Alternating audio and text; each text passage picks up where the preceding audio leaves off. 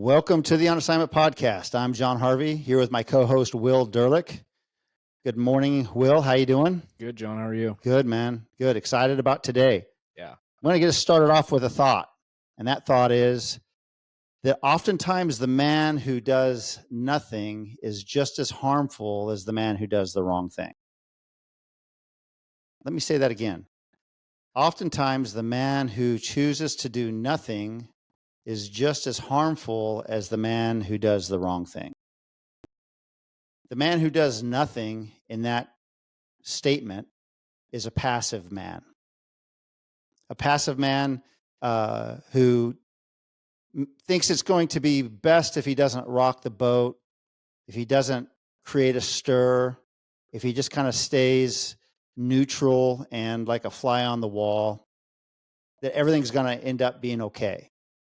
And so he kind of takes that mindset and that thinking into his life, right? If he's married, he thinks that way in his marriage. At work, he that's his kind of his thought at work, right?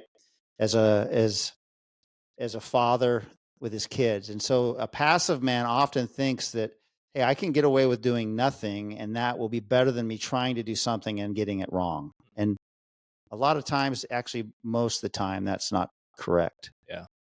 For every man who's out there who's like this kind of more violent, aggressive, angry man who's creating problems in the world, my guess, and I don't have specific data on this, but my guess is that there'd probably be 3 or 4 guys out there who are the opposite of that, and they're passive men, thinking that the world is going to be just okay if they just stay passive. But the reality is that they're having a harmful effect on the world by being passive. And we're going to talk about that today. Yeah. They're letting those men wreak havoc. Yeah. They're not stepping into that gap. Yeah. Yeah.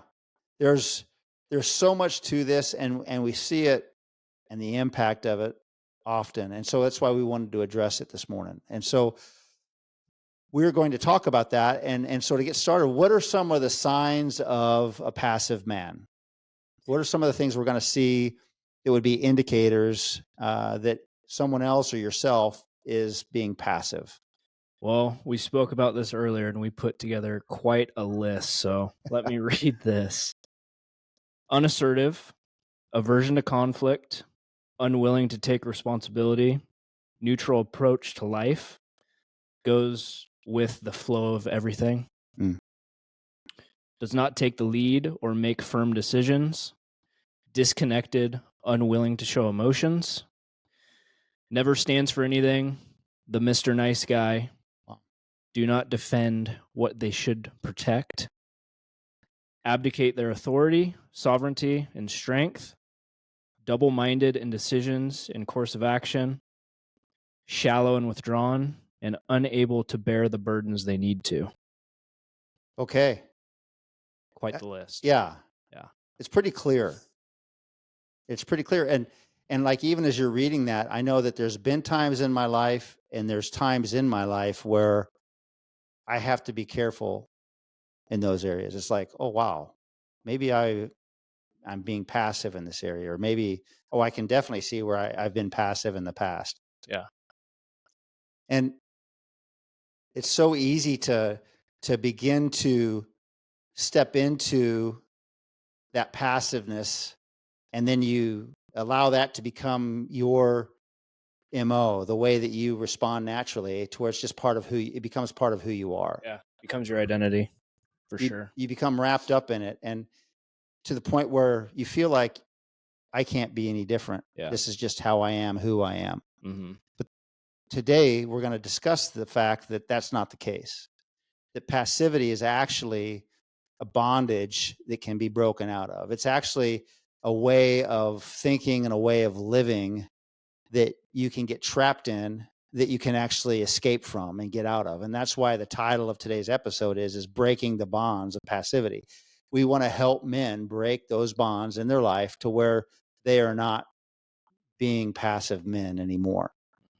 And it's important because there's an impact that passive men have in their home, in their personal lives, in their homes and communities, that is a very negative impact.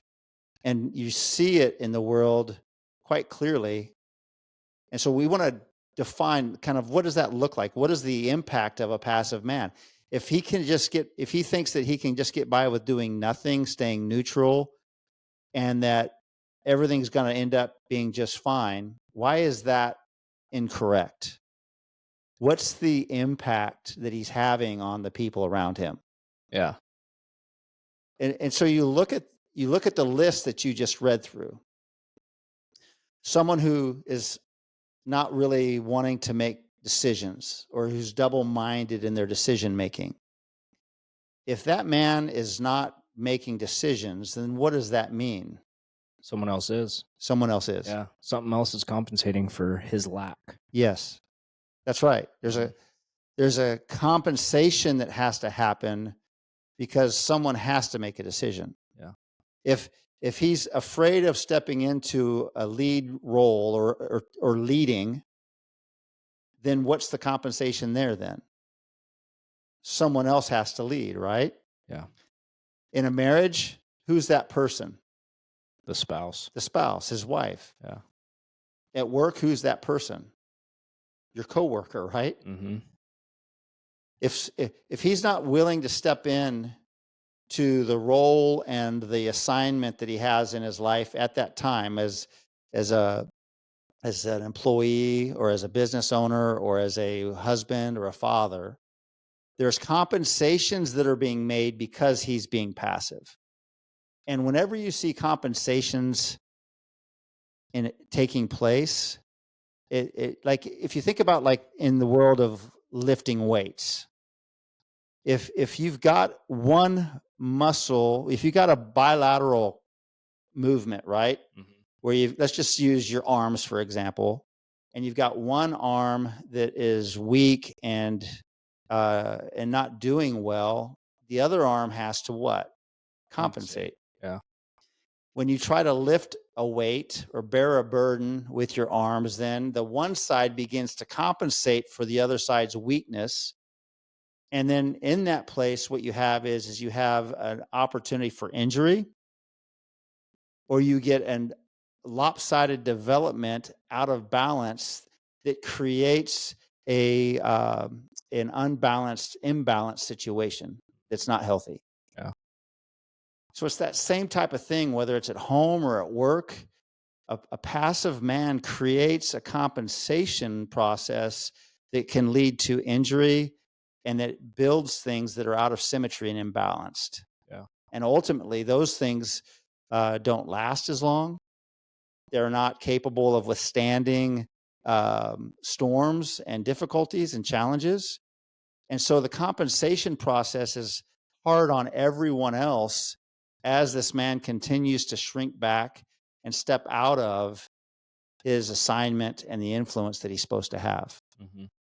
And so we see this compensation process. What would be something else that would happen? Like if a man decides to not lead in his home and his wife has to compensate,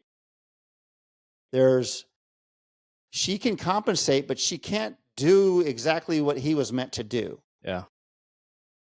She can't handle everything that she's supposed to be handling and everything he's supposed to be handling. Yeah. And so that creates, what does that create? A vacuum. It creates a vacuum. That something is going to occupy. Yeah, that's right. So if he's not going to step in and lead and help make decisions and help be a part of the marriage team, someone else will. Something else will. Yeah. And usually it's not someone with good intentions. If he's not going to choose to step into the challenges associated with loving his wife well, and there's a vacuum there, if he's not loving her, someone else will. Yeah. And so we see this vacuum, the protection, right? If he's not willing to step up and be bold in protecting his children and his family and his home and his community, if there's a vacuum there, It allows for whatever kind of evil or darkness. It allows for these gaps in your life that the people that you don't want, the forces that you don't want having access to you and your family, have all the access they want because there's no one there standing in the gap. No, the doors are wide open. Yeah. Yeah. Yeah. And that vacuum begins, though, to cause such a rift and a breakdown in the way the family is supposed to function, in the way the workplace is supposed to function, that ultimately it's not a neutral situation. You can't be between two opposing forces and stay neutral and expect for there not to be a breakdown and expect for that to become injurious, where something's getting harmed. Yeah. And so that's why we say that the man who does nothing often is just as harmful as the man who does the wrong thing. That's the impact he has. He creates a need for compensation in which everyone else around him suffers. And he creates a vacuum which allows darkness, evil, everything with the wrong intention to have access to what they should not have access to. Yeah. And then you see the breakdown begin. And so that's the man that we're talking about today, is this man who has the signs that you read off on that list, and the impact of his passiveness is much more critical than he probably would ever think or imagine. And so the question then is, how can why does a man become passive? What makes a man become passive? Because you don't ever really see, or rarely do you ever see, passive children. Yeah. They're all in to whatever they're all into. Yeah. There's things that lead to this Yeah. passivity Yeah. in men. Yeah, Yes. for sure. Yeah, and it's important that we define here, Will, also is that we're not talking about a personality trait. Yeah. There's personality traits that would come across more passive than others, right? Yeah. Yeah, I think you and I both agree that we are not extroverts. Right. We don't love being the center of attention. Yep. And sometimes when you see that early on, there's people that speak things that they shouldn't over a child that's displaying those things, like being shy. I'd been told that I'd been shy as a kid, and that basically became me. And so the enemy really would use that and would silence me just based off that became my identity. And so as men, we need to step into the courage and step into that assertiveness willingly, and know that our personalities, even though we might not be extroverts, we still need to step into that assertiveness as men. Yeah. Yeah. A man can be laid back. Yeah. He can be more introverted. He can be less vocal and still not be passive. Yeah. Passivity is a mindset. It's a position that we take on in life. Yeah. Our personalities are hardwired into us. Mm-hmm. And you're going to have some people who are just going to be the outspoken life of the party, always getting people fired up about stuff. That person can still have passive traits in certain areas of their life. Yeah. Then you got the other side of the fence where it's like, man, the guy's more introverted. He's kind of calm and not really outspoken. But that man can be incredibly different than a passive man. Yeah. It's not a personality trait we're talking about here. And so we're not trying to make anyone say, man, I need to change how I am and who I am. But it is a matter, though, of recognizing, hey, some things can come in and creep in during our lives that can cause us to become passive. Yeah. And it can happen to anyone. It doesn't matter how you were made, how your personality is, what your personality type is, but it's something to where we can become passive if we're not careful. And many men have become passive, and that's what we're addressing right now. Yeah. So it's not a personality trait. Sometimes passiveness is a direct result of cowardice. Just an absolute direct result of not wanting to put yourself out into a situation where you could get hurt. Yeah. To where you might have to deal with a challenge or a difficulty because you want to protect yourself. Self-preservation, self-protection. Yeah. The root of that is pride. You're protecting yourself. Mm-hmm. Yeah, you're not putting yourself out there, protecting your image. Yeah, I see that a lot. Do you? Yeah. Yeah. Yeah, it's something to where the instinct of self-preservation, it can be a very strong force in the life of a man and cause that man then to want to, again, we're talking about stepping back, about hiding, about disconnecting as a passive man, doing nothing because frankly, we're cowards. Yeah. And it's not wrong to call cowardice out. It's not wrong to see cowardice in your own life and take it out and take it down, because God, in the Word of God, in the Bible, it talks about in Revelations, God's thoughts about the cowards. And he looks at cowards on the same level as he looks at the evil man. There's no reason for us to be cowards. We were not made to be cowards. We were made to be those men who could take on courage, who could address fear and choose courage and step into things with boldness because God is with us. Yeah. And cowardice is the opposite of that. Mm-hmm. So cowardice is one reason why men become passive, is because they don't deal with their cowardice. What's another way? Another reason why men become passive? Laziness. It's easier not to do nothing. Yes. Yeah. Yeah. Way easier. It's easier not to do anything. Mm-hmm. Takes way less effort. Yep. Yeah. It's a lot of work. Mm-hmm. It takes no work to be passive. Right. And so laziness is a big one. I don't think we need to really go into that one much more. No. It's hard work to not be passive. Yeah. And it takes diligence. It takes intentionality. It takes taking responsibility. Mm-hmm. So laziness. So if you're a man who has a tendency towards laziness, be aware of that. Yeah. And be like, man, am I being lazy in this area of my marriage when it comes to actually taking the bull by the horns and really getting involved with this situation so that I can make things right in my marriage? Same thing at work or with your kids.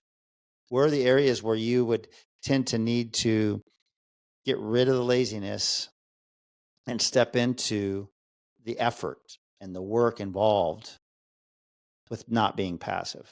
Yeah, and it's never a convenient time. So don't wait Yeah. for it to be convenient. Like arguments with your wife or disciplining your kids, those situations, they don't present themselves in a convenient time. Yeah. It's always when something else is going on, you need to be somewhere else. Right. There's something else requiring your attention. So it's easy to fall into that laziness or to put those important things aside. Yeah. Because it's just not convenient. That's really good. Yeah.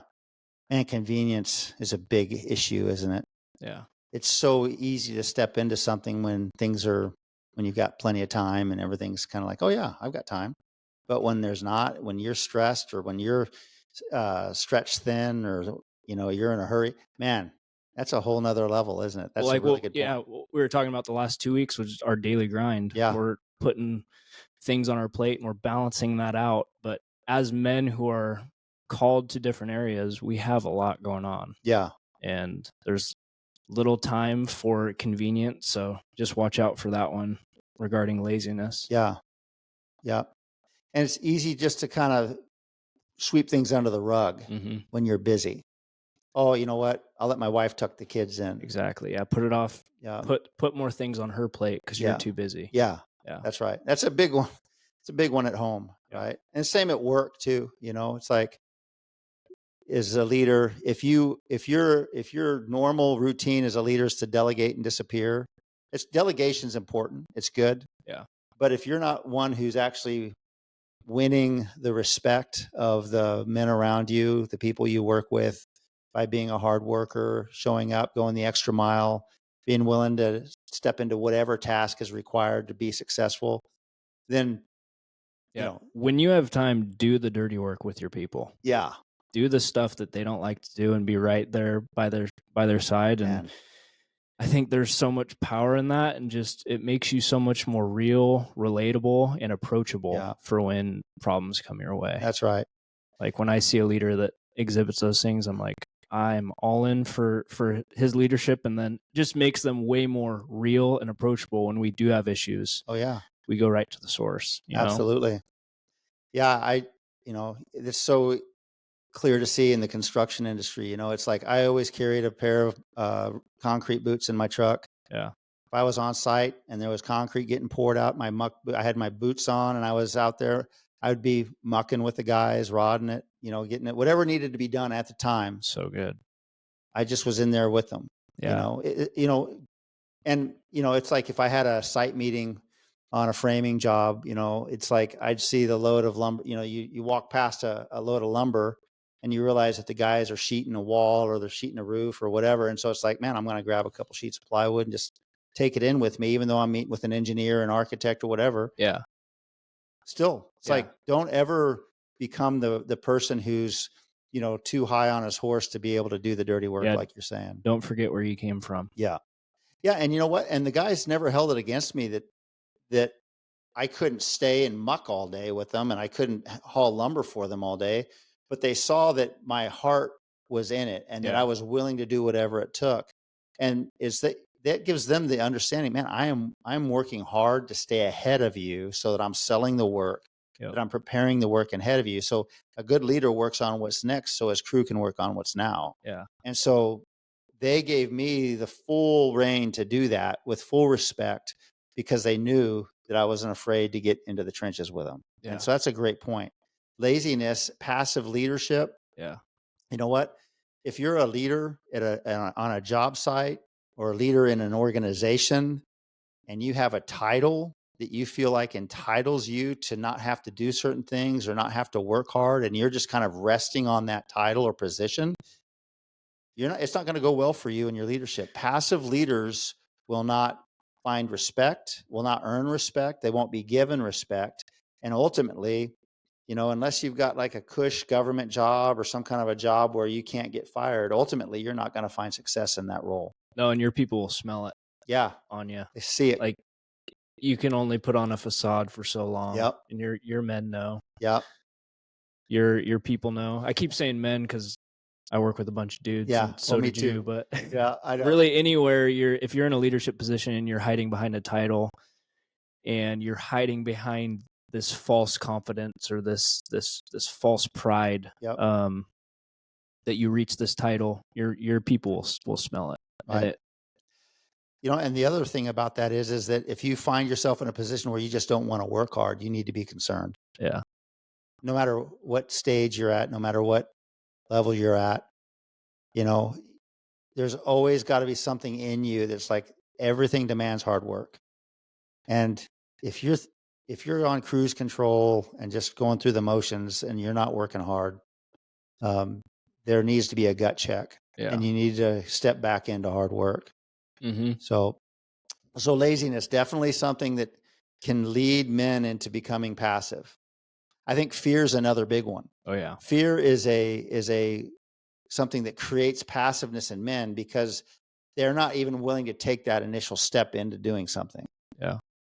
They're fearful of failure. They're fearful of not being enough. They're fearful of not knowing how to say something or saying the wrong thing. Fear paralyzes them into doing nothing. Mm-hmm. And so I think fear is a big one. Yeah. The ability to understand that everyone has fear when they step into new things and when they step into hard things. There's certain levels of fear. Just because you have fear doesn't mean that you're passive. It's when you let fear paralyze you and dictate the way that you're going to respond Yeah. That's when you do nothing, you're a passive man. Yeah. When you step into something new, there is that sense of uncertainty and that fear. But if you don't step into it, you're never going to know what it's like. You're never even going to know if you could be successful in that area, which you will be. If you do enough things enough times, you'll get better at it. You're never going to be good at something the first time that you do it. So That's right. yeah, it's really hard to achieve things if you stop right when you feel fear and don't push through. Yes. But it's in the process of pushing through and doing the work and learning from your mistakes. That's where you find your purpose.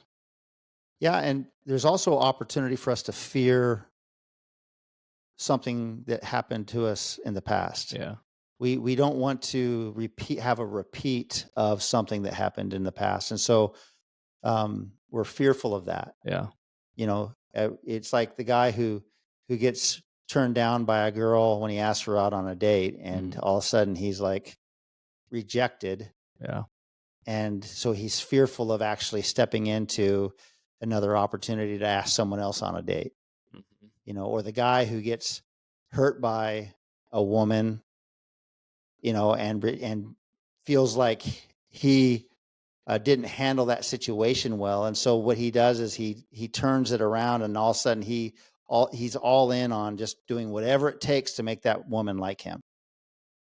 And so he's not really being himself. He's being who she wants him to be. He's become a passive man in that he only is interested in pleasing her and earning her approval. Yeah. There's no authenticity or integrity in that situation. No. And it's because he's fearful. Yeah. And a lot of times our upbringing can shape us in such a way to where we become passive men. I know that, and I don't know so much about this younger generation now, but I know in my generation, when we were kids, a lot of times we were kind of taught and trained that expressing emotions was a negative thing. That we were supposed to be well-behaved, solid, steady kids. That was kind of the picture of a successful young person back in the day. Yeah. And so a lot of times the suppression of your emotions was what led you to find favor with adults. Or it's what kept you from getting in trouble by your parents. Yeah. And so that place where you're trained up to suppress your emotions and not express your emotions, on one hand, we need to learn how to rein in our emotions. But on the other hand, you're not allowed to be excited. You're not allowed to really just get enthusiastic or get passionate or zealous about something. Yeah. Yeah, I could relate to that because growing up, I had an older brother and we're 5 years apart. And kind of to get into that crowd, I had to be older than I was to hang out with him and his friends. So I kind of fell into that where, you're not as emotional, you're not as kid-like, you're just a lot more quiet and didn't want to be annoying, you didn't want to be a pest. And so I kind of fell into that as a kid for sure. Yeah. Yeah. And so what that does though is it develops a pattern of response to life that says, if I'm authentic in this situation, if I express how I feel, or if I have an opinion that may be different from the opinion of everyone else, then it's going to impact me negatively. Yeah. And so we don't do it. You'll be rejected. You'll be rejected. Yeah. And so it's easy then to step back and step more into the shadows and into a place of hiding rather than putting yourself out there. Yeah. And that leads to a very passive existence. And so it could be your upbringing, it could be fear, laziness, cowardice. There's those different things that can cause us to begin to develop a pattern of passivity in our lives. Yeah. And I think all of us have an aspect of that that we have to dive into, find, and figure out how to navigate that. Because I think all kids kind of go through that through school, through finding different friend groups, through relating to adults. I think that's a pretty common, that's not just your generation, but I dealt with that in my generation for sure. Okay. Yeah. And that's a good point, because there's no one out there who's exempt from the threat of passivity or the tendency towards passivity. Mm-hmm. It's actually very common among men. And so if you're out there listening right now and you're hearing what we're saying and you're like, man, some of those signs of passivity, I see those in my life. First of all, we're not trying to put condemnation or any type of negative thinking about yourself on you, but we're trying to make you aware of this tendency. Yeah. Because you're not alone in that situation, in that place. There's things on this list that I need to call forward in my life, Yeah. for sure. Yeah. Where we're not hitting the mark every single time. Right. It's so true. And so, guys should never think that they're alone in the battle of this. It's been common since day one. You look all the way back into the Genesis account of Adam and Eve in the garden, and in a critical point in their existence in the garden, Eve is being deceived by this serpent, Satan, the deceiver. She's being deceived and led astray. Meanwhile, Adam is there. Adam is listening, seeing this. He's there. And he knows what God has said. He knows the truth. Mm-hmm. But yet he chooses to not do anything. He chooses to step back and into the shadows rather than stepping forward between his wife Eve and the enemy. And as a result of that, she falls into deception. That vacuum's created, right? The vacuum's created. She falls into deception, sins, and then he buys into it and does the same thing. Mm-hmm. At that point in time, this pattern was started that mankind has struggled with from the very beginning. And so we're not alone in this struggle against passivity. We're not alone. It's common to all men, and we all need to be aware of it, and we all need to be actively working against it in our lives and working to build in another way. Yeah. And recognize that it's a tactic of destruction in our lives. It's a tactic that the enemy uses. Yes. For distraction. And so, or for devastation in our lives. So just be aware that the biggest thing that we can do is to be self-aware. Yeah. And to understand where these things are in our life. Yeah. And where can we be better in these areas? Right. Where can I step up to be more assertive in different areas of my life? And that self-awareness comes from being able to understand what is the correct image of someone who's not passive, right? So I see I can see the passivity in me. Then how then should I start building my life and start building in a way to where I'm not passive? Mm-hmm.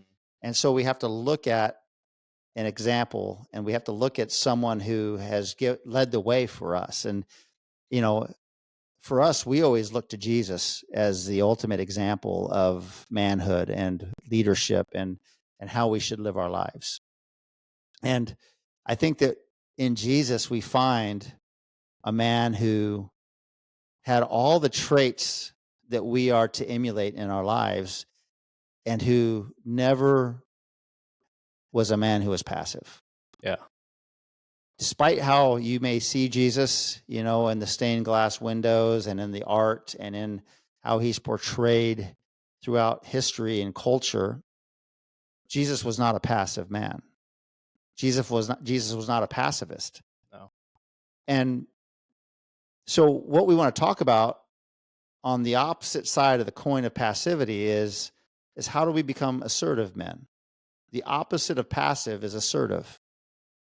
And even as we were discussing this topic before the episode started recording, we were talking about the fact that using the word assertive in this application may trigger some people to be like, well, we don't need assertive men, and culture has painted such a negative picture of being assertive and men who are assertive that sometimes you feel like that you're going to get a reaction just by saying that a man should be assertive. Well, I even said to you when we were discussing this, like, I was like, I don't think we should use that word.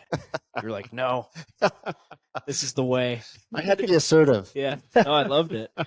Well, and the reality is that the word is just it's just a word, Yeah. but society has taken the negative fruit, the bad fruit, the bad apples of men who were angry, violent, aggressive, who are not walking out their leadership and their roles in life in a godly way. They weren't acting with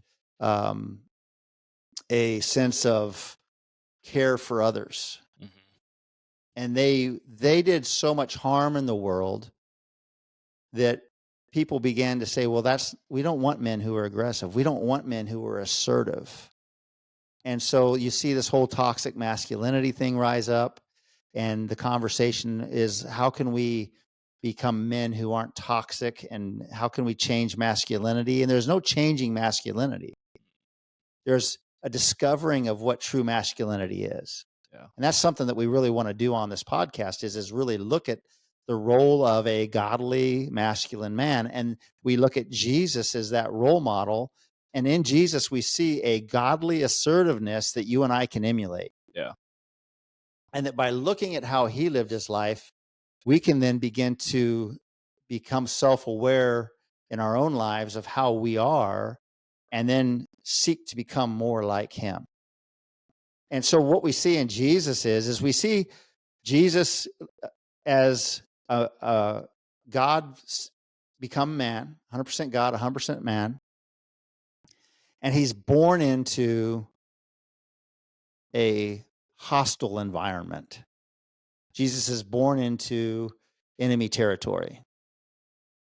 And so there's no room for passiveness in Jesus's life at all. There's no room for him to be passive. I mean, even while he's in the womb, Herod's ordering the slaughter of all these babies 2 years and younger in the Hebrew people and the Israelites.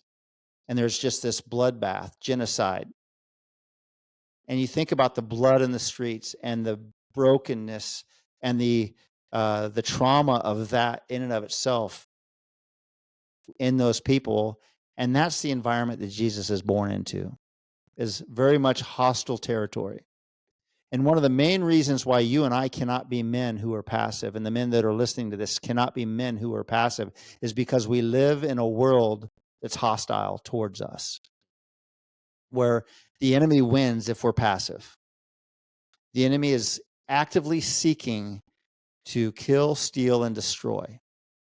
And because of that, the role we play, the assignment that we live with, does not allow for passivity. Jesus was not a passive man. Jesus was a kind man. Jesus was patient. He was gentle. He had self-control, right? All of those things that we see actually mentioned in Galatians chapter 5 in the fruits of the Spirit, those are all attributes of Jesus. And so when we start to look, how should we then live our lives like Jesus, we look at those fruits, and those are all fruits of how Jesus lived his life. And so one of the things that we see in Jesus's life was that he lived his life with just a tremendous intentionality. He lived his life on purpose. Jesus took ultimate responsibility for what you and I could not take responsibility for. He was the exact opposite of being a passive man. And if you ever get a chance to read John Eldredge's book, Beautiful Outlaw, it's a great book about Jesus and some of these dynamics of Jesus and who he was while he was here on earth. And in one of his chapters, he talks about Jesus being a man of fierce intention. And it's so well written, so well stated. I'd recommend everyone who gets a chance at some point if you get a chance to read that Beautiful Outlaw book by John Eldredge. It's a great read. But he talks about Jesus being Jesus's response when Jesus went into the temple in John chapter 2.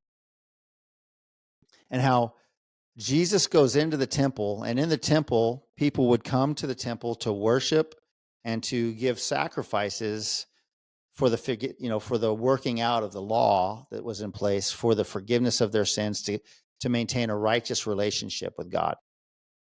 And as people would come into Jerusalem and go to the temple, there were actually there was an area set up in the temple where vendors had set up, and they were actually selling the animals that were going to be sacrificed, and they were actually exchanging monies. And while they were doing that, they were charging exorbitant prices for these animals, and they were making interest off of the money exchanges that were happening. And it was like this greedy sense of like, we're only here for personal gain and greed. And it was something to where in normal day life, if that was you and you were a Jewish person going to the temple, it was just kind of the way you did things. Oh yeah, we got to go buy our lamb that needs to be sacrificed, or we got to exchange our money so that we can give our tithe. And it just became the way that things were done.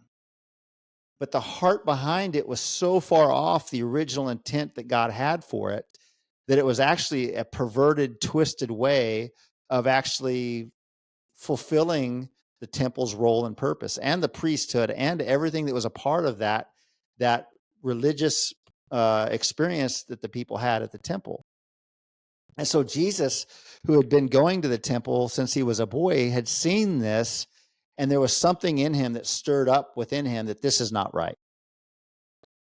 Now, a passive man, what would a passive man do in that situation? Probably would have just let it happen. Yeah. Not done anything. Yeah. It's easier not to. Don't want to ruffle any feathers. Don't Yep. want any conflict. Want to preserve myself. Yep. Make sure that my image stays okay. Yeah. So just let things stay the way they are. Don't rock the boat. So what does Jesus do? John chapter 2. Not that at all. Not even close. Yeah, not even that, right? It says that Jesus goes to the temple. He sees this, and it says that he goes and he makes a whip. He makes a whip. He finds some leather straps, and he makes a whip. It's like this would have taken some time. Yeah. Which means that this is something to where Jesus, it's not a reactionary, reckless type of reaction. No, there was thought there. There was like, you have to do some thinking. Yep. When you're building a whip. This is wrong, and I'm going to do something about it. Mm-hmm. And I'm going to stir the waters up. I'm going to rock the boat. And it's intentional. And I'm very intentional. Yeah. Yes. And so Jesus goes and he makes a whip, which a whip, first of all, that's like, okay, that's hardcore, Jesus. Yeah. Wow. It's amazing. And then he goes in, and it says that he begins to clear that area of the temple out. He's driving people out. He's yelling at the top of his lungs. He's up overturning tables. Says that the money changers and their money just are all over the ground. There's coins everywhere. He's driving out the sheep and the oxen and the shepherds and the people who are handling the animals. It's just this whole scene of chaos. And he's just cracking his whip and just driving people out. And he's yelling, my house shall be a house of prayer and worship. It's not to be a place of trade. And he's telling the people why he's upset and why he's doing what he's doing. And, it's funny because even in the middle of that fierce response to what's going on in his actions, it says that there's this verse in there that talks about how he tells the owners that are keeping the pigeons that take these out of here. We don't want them in here, basically. And so instead of like knocking over the pigeon cages, and he's actually thoughtful enough to be like, no, take these out of here. He's not overturning the pigeon cages. And there's this thought of intentionality to where it's like, he's not just trying to just blow things up, but he's present. He's present. Yeah. And it says that the disciples remembered the verse that talks about how the zeal for the house consumed him. And there was a zealousness about Jesus, a fierceness about Jesus, an intentionality about Jesus that consumed him, that caused him to say, I cannot allow this evil, this wrong to happen anymore. and I'm going to do something about it. So he stepped into the situation to rock the boat, to bring awareness, and to let people know that they were wrong, right? Yeah. And that we just see so much of that assertiveness in Jesus in that moment. And it's so easy for us to just step back and not speak out against the things that we see our government doing, the things that we see happening in culture around us, these very floods of influence that are like completely corrupt, completely evil, just advancing into our homes through social media and through TV and through what we listen to. And we have to stop the flood.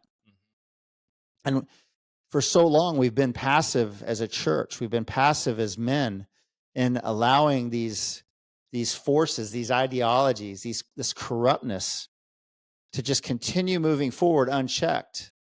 And it's like there's got to be something that rises up within us and says, no more. Yeah. This is evil.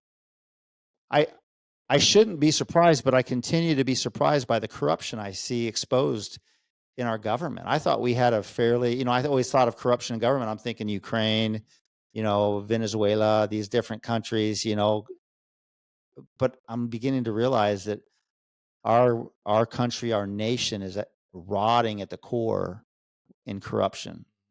Jesus saw that happening too, and he was willing to step into it and say no more. Yeah.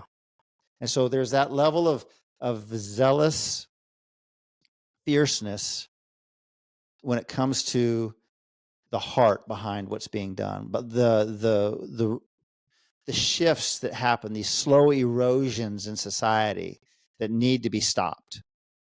And Jesus was well aware of what was going on, and that's what he did. Yeah. Another picture we see of Jesus is a different scenario altogether in John chapter 11. Jesus's friends, Mary, Martha, and their brother Lazarus, they were close friends of Jesus, and Lazarus is sick and he's dying.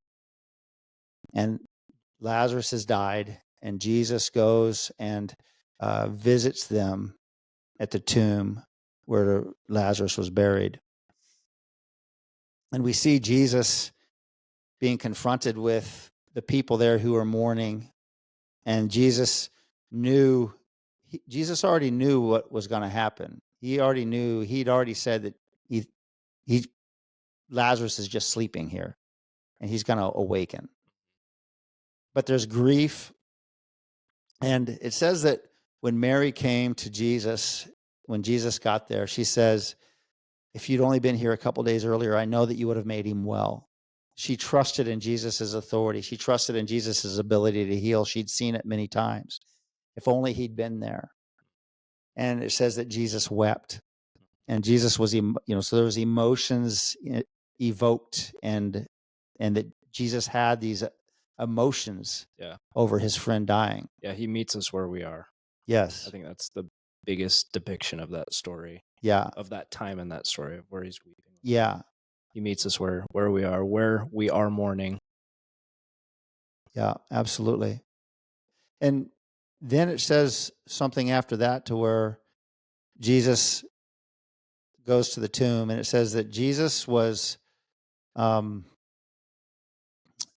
deeply moved and greatly troubled.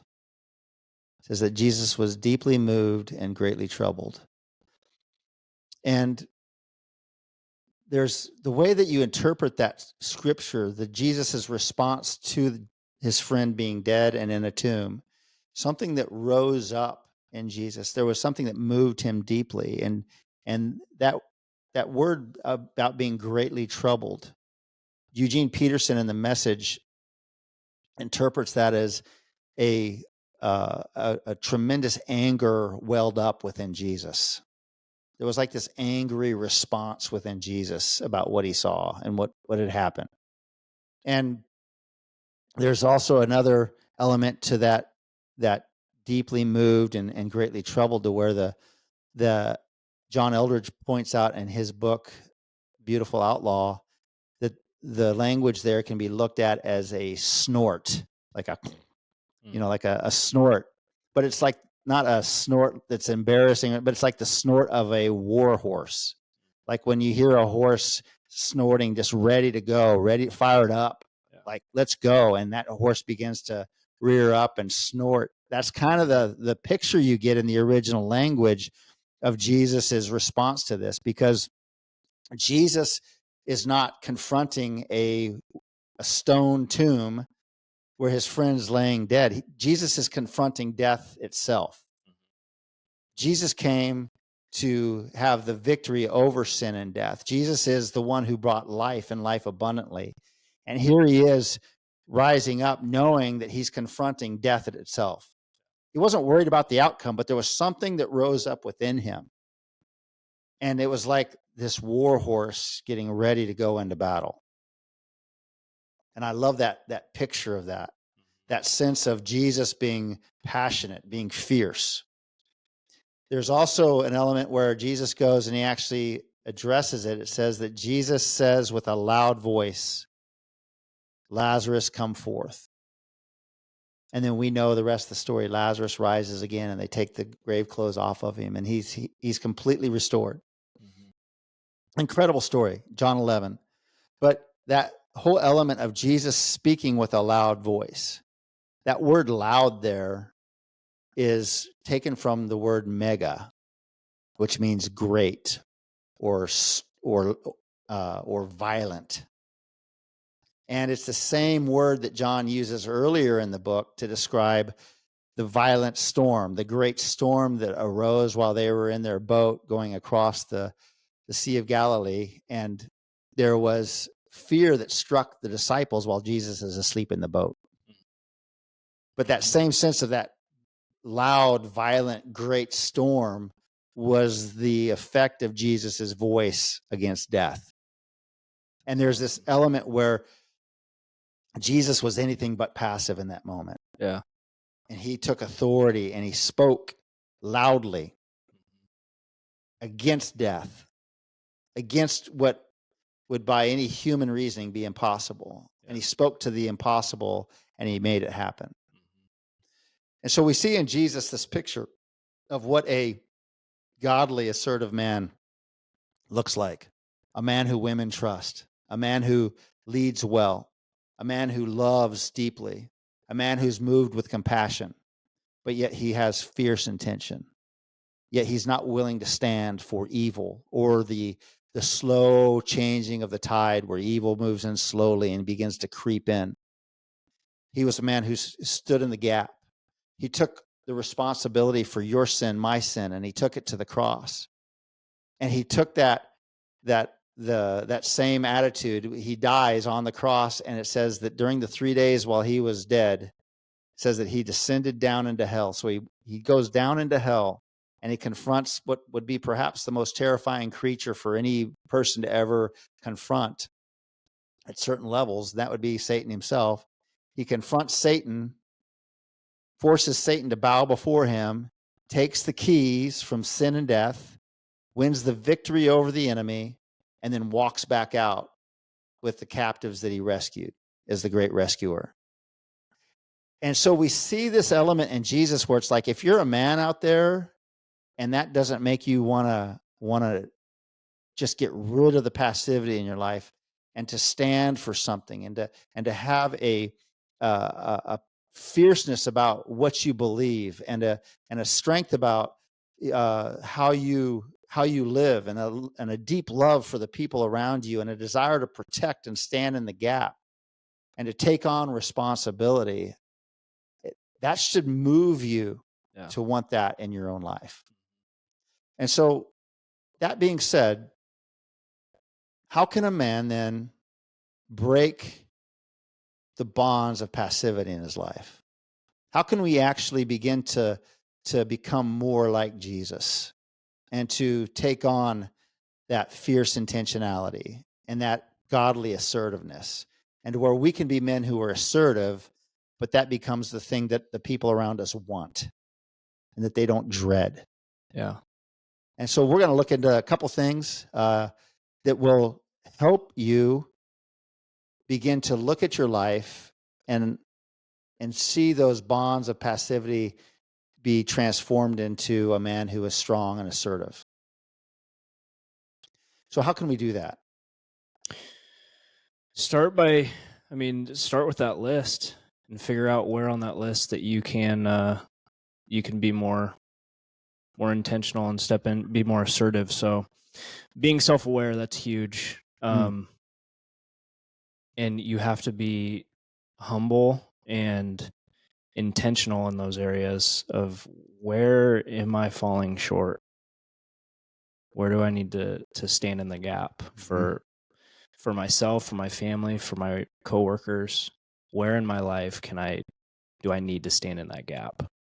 Yeah. And it probably is in a lot of areas, and we need to address those areas. But yeah. So beginning to pay attention, to be self-aware, pay attention to your life over the next few days. Where are you stepping back and trying to step into the shadows and kind of be that fly on the wall? And as you see those areas, begin to ask yourself why. Is this like cowardice on my part? Is this laziness? Is it fear? Is it something from my past? But being aware of that and then paying attention will help you address it. And when you bring something to the light, it helps you deal with that thing. That's the first thing you need to do is bring it to the light and be aware of it. Yeah. Right. And so I feel like that's a great place to start. It's just, going through that mental discipline of, okay, I'm going to pay attention. I don't have to do anything. I don't even have to, take any steps yet, but just beginning to pay attention and then noting, oh, you know what? I should have said something to my coworker when I saw them taking a extra 15 minutes on their break time, and I didn't say anything, even though they should have been back to work earlier. Yeah. Or I really should have stepped in and helped my wife out, when she was bathing the kids and trying to get them ready for bed. But the game was so good that I didn't want to miss the football game. Yeah. Yeah. Practically, I've found it helpful to get a journal or just go through your day when you get ready to go to bed, just before bed, run your day through your head. Write these things down. If you are trying to make a change in your life, write these things down, put it on the paper so that you can see it, so that it's tangible. Reflection's huge. Absolutely. Yeah. You can't improve what you don't measure. And so reflection's a part of measuring, of paying attention to where are the areas in my life that I can improve, because all of us should always be in growth mode. And so this is good for all of us. Okay. So self-awareness, pay attention. And then from there, we go into a place where it's going to take some courage, but you need to begin to then communicate with your spouse, with your wife, with your coworkers, whoever it is, your children, and begin to just confess your passivity. Yeah. That's probably going to be the hardest part. Yes. Because everything's going to make you want to step back, pull an Adam on this. Yeah. Oh, I don't want to do that. That's going to be embarrassing. Or what are they going to think of me? All the reasons the enemy gives you to deceive you into not bringing something into the light, to hide something, are going to come at you. Yeah. The scariest thing for us to do as men is to be accountable and to have someone hold us accountable. I think that's the hardest thing for us to do. So when you confess these things, you're bringing it to the light to not just yourself, but to the people around you who you love and who you trust. Yeah. So your wife, your coworkers. Yeah. But that accountability is huge because it's going to keep you on track. Yes. And so they're going to help you out. They love you. Yes. Yeah. That's the thing, is our wives are waiting for us to step into leadership and and godly assertiveness. They want that. Yeah. That's actually what attracts a woman to a man, is when she sees him leading well and making decisions and taking responsibility and being strong. And so practically it's like, hey, sweetie, you know what? Recently, and for a long time, maybe, I have not helped at all with our personal finances. I've just kind of dumped that on you, and you've had that burden, and I've just been completely passive in this area. I just been lazy. I didn't want to deal with it. And we always seem to have arguments when we talk about money. And so I've just kind of stepped back. And so I'm really sorry about that. But I want you to know that I'm aware of it and that I want to change. Yeah. So you start with that confession. Then you realize, though, that you're also going to, this is a process and not just a statement. Your wife has been compensating for your lack of assertive leadership in this area. And so she's gotten used to leading in your personal finances. She's gotten used to being the one who pays the bills and makes sure that things, accounts have money in them. And so she's probably gotten a system to do that with, and she's made adjustments to take that on by herself. And so if you just go in and just are like, hey, honey, I'm going to become assertive now. I'm going to lead in this area. I feel like it's an area where I need to be helping you lead in, and I'm going to become a partner with you in our finances so that we can build financial intimacy. That's where we work on this together. Well, you've got to go in and understand that you don't want to just go in and just throw her systems out the window, because she's been working on that for long. You've got to be sensitive to that and be like, how can I help? Yeah. It's going to be a change for her. Yes. So yeah, get on the same page. Yeah. How can I help? How can we work together on this? How can we be on the same page? Do you need me to take it over completely for a while? And how do you, so understand that there's going to be discussion and adjustment there. Yeah. And in that place, then the accountability gets built in, because she can come to you and say, hey, you know what? I thought we were going to sit down and go over our bills tonight, and you're watching Survivor on TV, which you've seen 100 times, and you're not in here helping me. Were you really going to try? And you're like, oh yeah, but it's like that accountability piece is there. But she has to have permission to do that in a place of trust, where it's like, you don't react like a passive man and get mad at her for addressing it. Yes. Yeah. Check your ego. Yes. When that happens, because she's helping you. Yes. She's helping you stay on track. She's helping you stay accountable. But that's why that accountability piece for men is really hard to grasp. And don't let your ego get puffed up in those moments. Yeah. She's trying to help you out of love. Yes. And you needed to be woken up off the couch. Yep. Watching Survivor. Like, you don't need to be doing that. That's right. You know who wins? Yeah. You don't need to be doing that. Yeah. And I don't use Survivor like the show that I watch. That was never a problem for me. I'm not a huge Survivor guy. That just came to mind for some reason. It's a good example. Football, whatever your thing is. Oh, yeah. Video games. Oh, yeah. Whatever your thing is that distracts you away from reality. Totally. Snap back in. Yes. We often need our wives to help us out with that. That's right. So, and so, you've stirred up the courage to confess, to address the process, and be accountable. mm-hmm. And I find that, like, for guys who are passive, that really the key to unlocking the shackles of passivity is your voice. Yeah.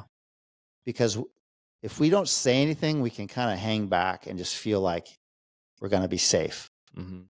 But learning to use your voice, learning to speak up when you need to speak, is so important in this process. And so I would say that our next way to help break out of the bondage of passivity would be to begin to speak up, to begin to practice using your voice, to begin to, give an opinion when opinion is asked for, Mm-hmm. to be able to speak up and lead when leadership is needed, to begin to confront the things that aren't right.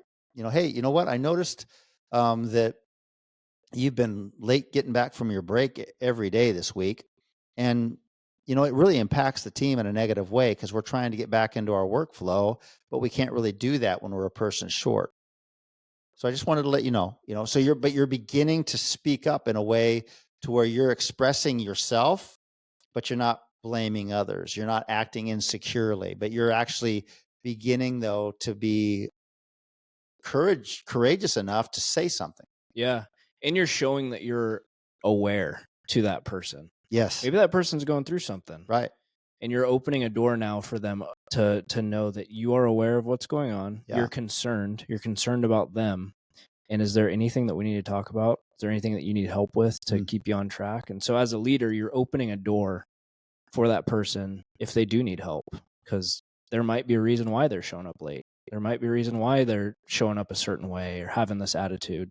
And so opening that door as a leader, you're practicing being assertive. You're changing your position from being passive to assertive, but you're also opening the door for healing for your team, which is huge. Yeah. Yeah. So speak up, rise up, say no when you need to say no. Yep. Yeah. No, I'm not going to do that. Or no, I'm not into that. Be willing to say no, be willing to go against the current. That's what it takes in today's society, is to be willing to get canceled, to be willing to go against the current societal current. Yeah.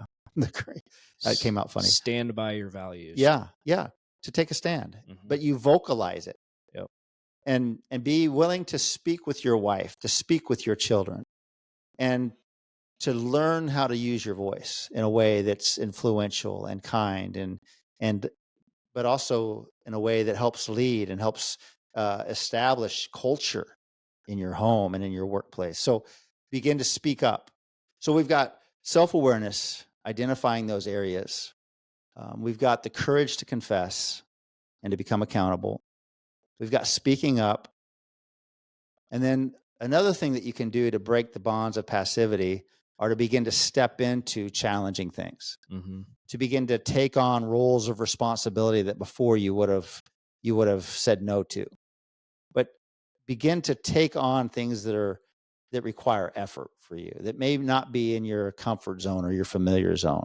Yeah. And by doing that, you're beginning to exercise yourself in difficult situations and putting effort into endeavors that are important, and you're developing those muscles that help you become a more assertive man, that help you become used to taking on responsibility and bearing a burden. So begin to say yes. Yeah. Begin to step into those things that might be difficult for you to step into. Yeah. And what those things are that you need to step into. Things might be telling you not to, or circumstances might be challenging. Like for me, what comes to mind, like when I first figured this out of being assertive and not letting certain things from the outside dictate what I do, because is going to church on Sundays. That became a mandatory thing for me in my household, and leading in that. And oftentimes, if I work Saturday night on shift, we're up all night. It's almost pretty much a guarantee now. Yeah. And so there's a lot of exterior things saying, you know what, you should stay home. Right. You don't need to drive. You're too tired. But every time that we get into the room, something extraordinary happens. There's breakthrough every single time. Yeah. And recognizing that. So I know what's right. I know what we need to do. I know that we need to go to church. But there's going to be some situations that take place that might try to deter you away from that. And you just need to know what's right. And you need to step into that, take on that responsibility, and be intentional about it. And continue to work and to do it, to come through. Absolutely. Because there's a payoff. That's so good. Yes. Yeah. Taking things on and making decisions to do things that would have been hard for you to make a decision to do before. You're stepping into things that are challenging and difficult. And a lot of times it's also saying no to the things that you normally do. Yeah. Saying no to sitting on the toilet, scrolling through social media until your legs fall asleep, because it takes up so much time, right? Yeah. Say no to, just hanging out by yourself watching TV when your wife and kids are out and about doing stuff in the backyard or whatever, but you're just kind of isolated by yourself watching TV or on your laptop or whatever. Yep. So sometimes it's identifying the things that you are doing and not doing those things, but you're proactively seeking, how can I make changes that will help me become more responsible and take on the ability to bear burdens and to be able to be a man who knows how to put effort into things. Yeah. So you're actually working towards new challenges, new opportunities, things that may not be new as far as like this is the first time they've been present, but new because you just haven't stepped into them before. So I feel like that's a really important step to take is you begin to show your wife You don't even have to ask me. I'm going to step in and help with the dishes. Yeah. No, you don't even have to say anything, and I'm going to get the bills out and start getting things ready to pay bills online. And you become that assertive man. Yes. You don't fall back into that passive, Right. passive man. That's your old self. You're stepping into this new role. Yep. And you're going to continue to push forward in it. That reminds me, I loved it when we'd have employees who began to get a feel for the flow of a job site. Mm-hmm. And you could see them learn about what was next. And the guys who were assertive in a good way, they would begin then to get done with one task and make an assumption going into the next task that, okay, this is what I'm anticipating needs to be done. And they would then go and start doing that next thing. Yeah. I always preferred that over the guy who got done with a task and then just kind of stood around and was like, asking to be what told. do I do? Yeah. Yeah. I'd rather a guy step into, maybe he's going to start haul some lumber over or getting a tool out of the van that's not necessarily correct. Maybe it's not the right lumber or it's the wrong tool, but yet I know he's already trying to think ahead and being assertive and doing something. I'd rather have that than the guy who does nothing. That's good. And so stepping into those things is really important. And then lastly, this is a mindset and identity piece that's so important in breaking the bonds of passivity. And that is committing to becoming a trustworthy man. Mm-hmm. Committing to that process of, I am going to develop into a person that people can count on, that they can rely on, that they want to have on their team, that my wife wants to have in the home. And committing to that process of becoming more and more like Jesus, a man who sees what needs to be done and is intentional in getting it done, who sees the gaps that need to be filled and fills in the gaps, who begins to pay attention to the vacuum that his passivity has created in his home and begins to get rid of those areas where darkness and evil have crept in. No, we're not just all going to sit on our phones tonight and just kind of do nothing. We're going to actually get together and we're going to talk. We're going to play a game. We're going to do something intentional to be together, to communicate. But you begin to lead in a way to where it's like you'll become a different man. Yeah. But commit to that process of becoming a trustworthy man. And your life will never be the same. If you see these bonds of passivity in your life right now, you don't have to live that way. You're not free to run. You're not free to build. You're not free to be the man that you were meant to be, to actually fulfill the assignments that God has for your life right now. And so it's important that you identify those areas in your life, and then you begin to work towards allowing God to come in and by his grace, helping you through this process of breaking those bonds of passivity, and your life will never be the same. You will no longer be the man who thinks that he can do nothing and just be safe, but you'll be the man who the enemy does not want to mess with. You'll be the man that your wife looks up to and loves and respects. You'll be the man who your coworkers want to have on your team and want to work with you. And those are all things that the world needs right now, is godly, assertive men. And so hopefully this conversation has helped. Hopefully it's helped you identify some of those areas in your own life. It's challenged me. We're always working on these things, and we have to constantly push back against that tendency towards passivity. Yeah. And so hopefully you guys that are listening to this can take some of this and grow with it. Man, if you're seeing good things come out of your life because of the building blocks that we're trying to give you through these podcasts, let us know. We'd love to hear your stories. And we're also trying to do things outside of the podcast to help invest into men's lives and to really pour into your life in a way to where we bring value to you and where we can help train you and mobilize you as a man of God, as a man who's strong and capable and faithful. And so one of the things we're doing is we're hosting a Northwest Regional Men's Leadership Conference. And it's for that exact reason, to help you become the leader and the man of influence that God's called you to be. And it's a one-day intensive on March 8th. It'll start at 8 a.m. and go till 8 p.m.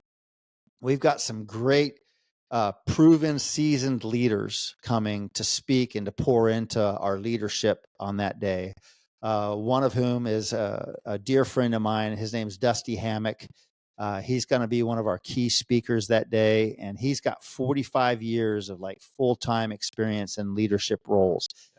Just a tremendous man, and a great communicator. And he leaves his mark wherever he goes. Yes. Get in the room with Dusty. The last event that I was a part of where he was speaking made a mark in my life.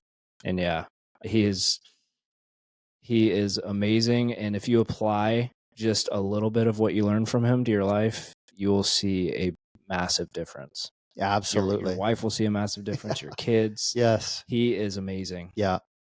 Yeah. And we've got some other proven leaders too, from business, law enforcement, first responders, who are going to be there sharing with us throughout the course of the day. And lunch and dinner are provided. The investment for this intensive is $199. And so I feel like that to invest $199 for a solid day of leadership training is going to go a long way and have great returns in your life. So check out our website, www.mobilizedman.com, on the events page, and you can get more information there, as well as get your tickets. But we'd love to have you join us on March 8th, and just invest into your leadership. Continue to break these bonds of passivity and step into the influence that God has for you. Yeah. And until then, though, we'll get ready for next week. I'm looking forward to next week's episode. It's going to be another powerful building block that you can apply to your life. But thank you for joining us. Thank you for taking the time to be with us. And we pray that God is just doing a great thing in you and your family, and that your influence is growing, and that you're just really able to grow into the man that God's called you to be. So thanks for being with us. Until next week, stay on the path.